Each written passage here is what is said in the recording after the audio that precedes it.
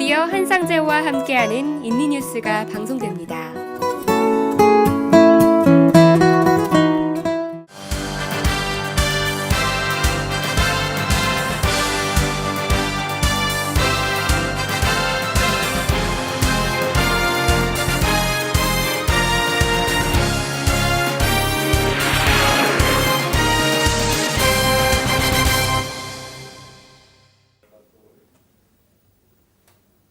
여러분 안녕하십니까? 인니 주간 뉴스를 전해드리는 한상재입니다. 지금부터 4월 둘째 주 인니 주간 뉴스를 전해드리겠습니다.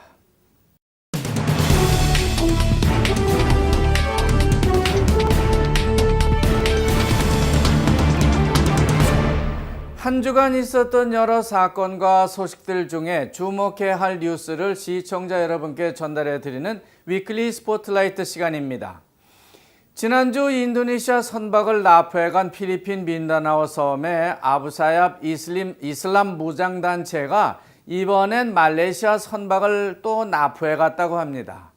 그들은 말레이시아 선박 한 척과 말레이시아 선원 4명을 그대로 끌고 갔다고 하는 것입니다. 그러나 이상한 것은 그 배에 같이 타고 있던 인도네시아 선원 3명하고요, 미얀마 선원 2명을 풀어주고 그들은 잠적해 버렸다고 하는 겁니다. 무슨 이유로 말레이시아 선원 4명만 끌고 갔는지 그것이 궁금해지고 있습니다. 지지난주 인질로 잡혀간 인도네시아 똥강 예인선 선원 10명의 생사 여부는 아직까지도 확인되지 않고 있습니다. 아부사얏이 제시한 인질 보상금 지불 2차 기한도 이미 지나버리고 말았습니다. 이제 남은 것은 필리핀 정부의 노력뿐입니다. 그렇다고 가만히 있을 수는 없는 입장의 인도네시아 군부는 북부 가리만탄 따라칸에서 대테러 합동훈련을 실시하고 있습니다. 한편 인도네시아 외무부 장관은 필리핀 대통령을 직접 만나서 협력을 부탁하고 있습니다. 그러나 작년 전 필리핀 여성 사형 집행을 놓고 필리핀 대통령이 조코위 대통령에게 사형 집행만은 어떻게든 면하게 해달라고 간절히 간청한 바 있는데요. 그들의 요청을 단호히 인도네시아 정부는 거절한 바 있습니다. 거기다 불법 어선 폭파 문제까지 겹쳐 있기 때문에 사실상 필리핀은 인도네시아에 별로 좋은 감정을 갖고 있다고 보기는 어렵습니다. 그래서 그런지 필리핀 정부는 이렇다 할 묘안도 내놓지 않고요, 인도네시아 군부의 직접적 테러 작전도 허가를 해주지 않고 있습니다. 가는 종이 고와야 오는 종이 곱다는 말이 여기에 맞는 것 같습니다.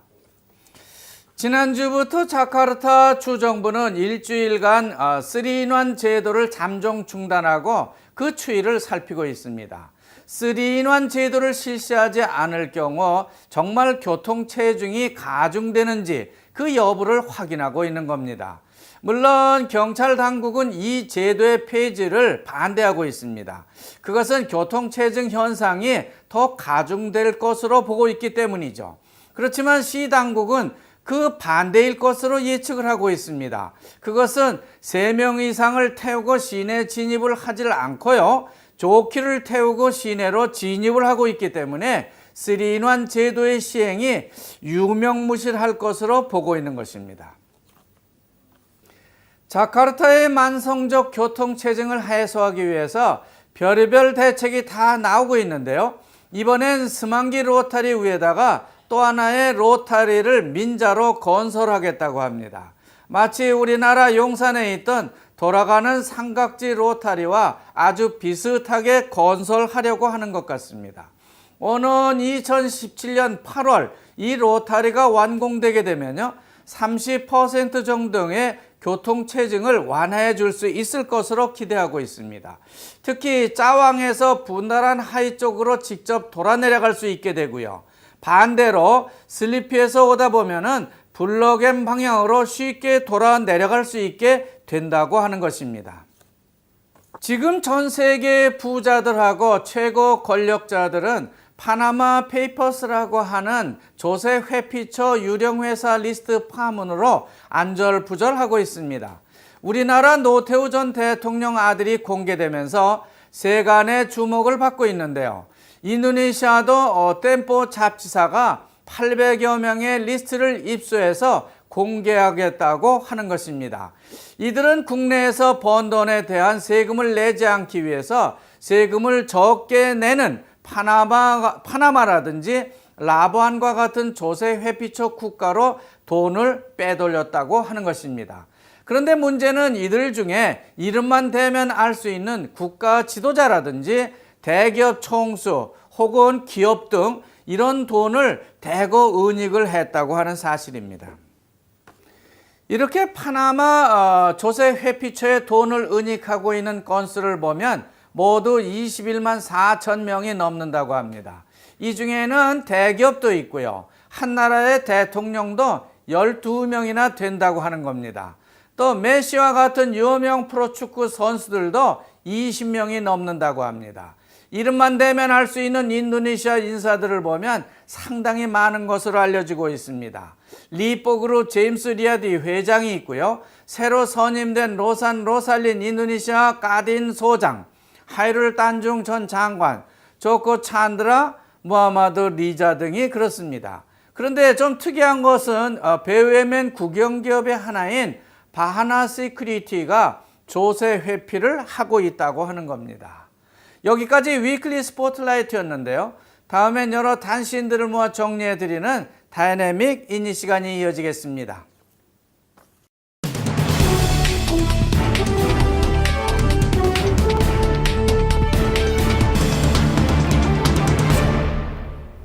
최근 국제유가가 40불대 이하로 떨어지면서 인도네시아 국영석유 회사도 휘발유값 내지는 경유값을 대폭 내리고 있습니다.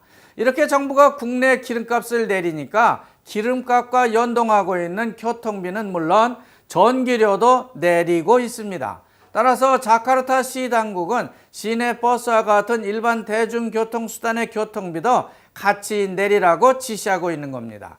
결국 자카르타 시내 버스들은 시 당국의 권고에 따라서 교통비를 내리고 말았습니다. 그러나 버카시와 땅그랑을 오가는 버스들은 그냥 현재 요금 체계를 고집하고 있는데 문제가 되고 있습니다. 그러나 버카시가 이 요금 체계를 인하하기 시작했다고 전하고 있습니다. 자카르타 북부 해안가 간척지 개발 사업을 넣고 자카르타 시 당국하고요, 시의회가 첨예하게 정치적 대립을 하고 있습니다. 이미 포도모로 부동산 개발 회사는 간척지를 메우기 시작한 지 오래됩니다. 이것에 초고층 아파트를 짓기 위해서죠. 그런데 시의회 사누시라고 하는 시의원 한 사람과 간척지 개발사 직원 한 명이 카페가에 구속되고 조사를 받고 있습니다. 간척지 개발 과정에서 뇌물을 주고받았기 때문이죠. 하지만 이 사건은 수사가 전개됨에 따라서 더 큰 정치적 파장을 낳고 있습니다.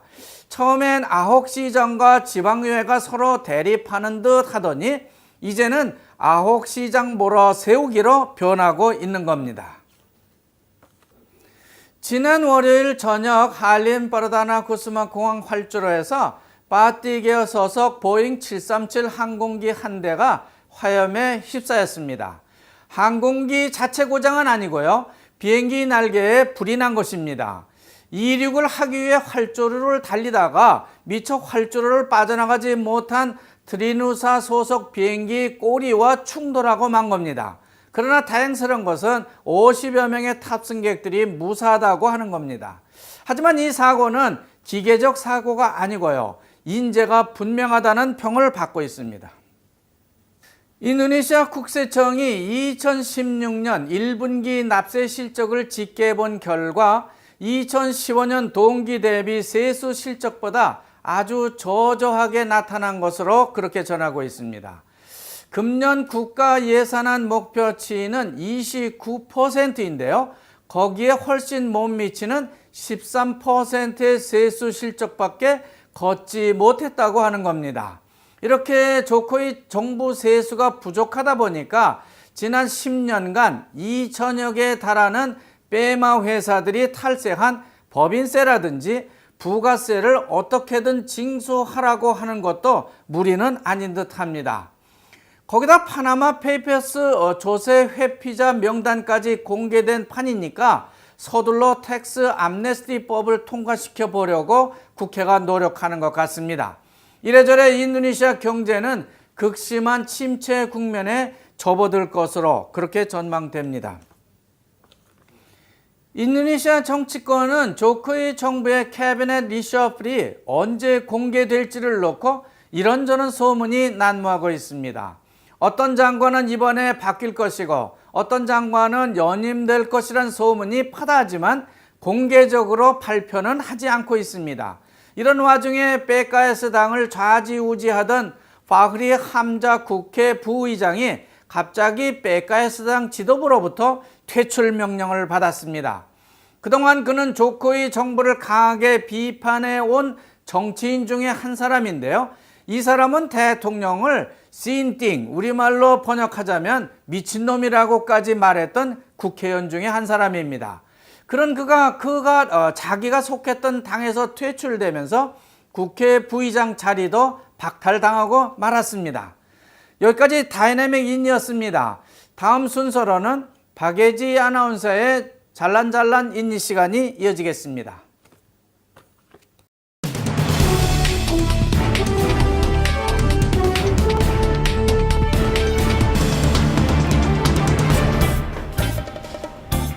네, 여러분 안녕하세요. 주말 잘 보내셨나요? 네, 오늘은 먹방이 아닌요. 네, 여러분의 몸을 개운하게 풀어드릴 스파 그리고 마사지샵에 와 있습니다. 인도네시아에서 가장 많은 체인을 갖고 있는 마르타 틸라인데요. 제가 나와 있는 이곳은요, 간다리아에 위치하고 있는 마르타 틸라입니다. 네, 이제 오기도 시작했고 몸이 정말 찌뿌둥하실 텐데요. 저와 함께 몸을요, 머리부터 발끝까지 다 한번 풀어볼게요. 도심 속의 힐링 공간, 자카르타 간다리아 시티 근처에 위치한 마르타 틸라르에서는 상냥한 직원들의 미소로 들어서자마자 힐링이 되는데요. 어떤 마사지를 받을지 우선 골라야겠죠.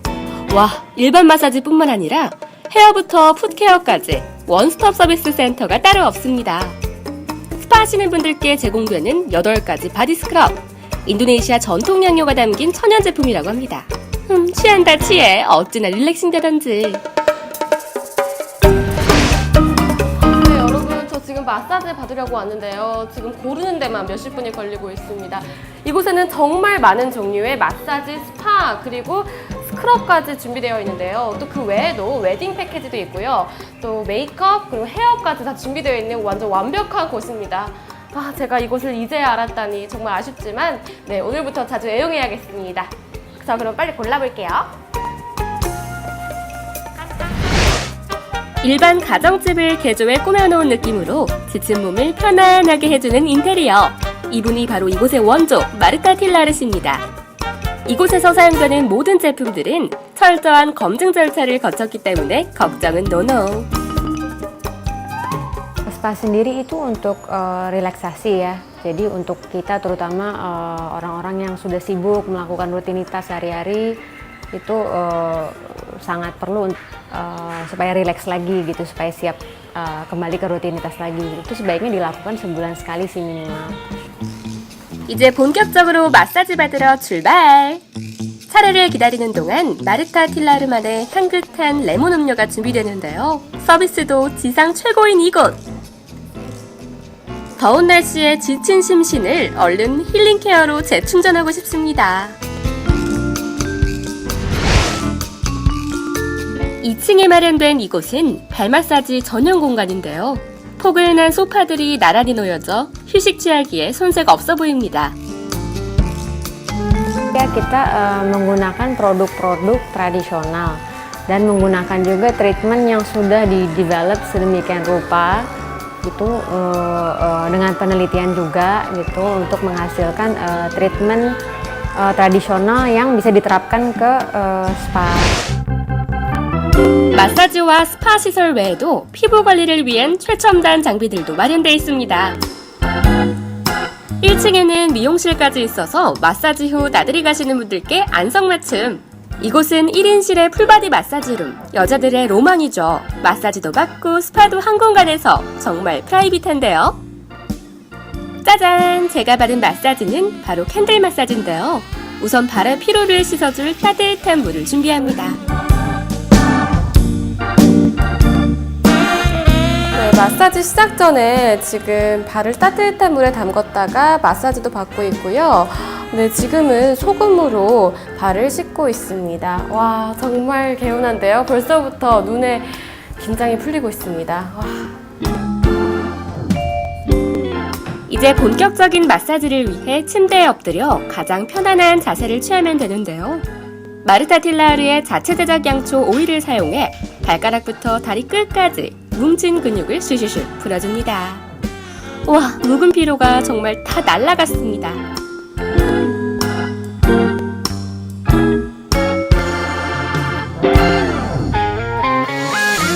마르타 틸라르 강력 추천합니다. Kami mengundang teman-teman kami dari Korea untuk mencoba spa Marta Tilar di outlet Jalan Gandaria 1 nomor 337. 네, 여러분 지금 저 캔들 마사지 1시간짜리 받고 나왔는데요. 정말 머리부터 발끝까지 피곤이 확 풀리는 느낌입니다. 캔들 마사지 이외에도 여러 종류의 마사지가 있으니까요. 꼭 한번 들려서 스트레스 풀고 가시기 바라겠습니다.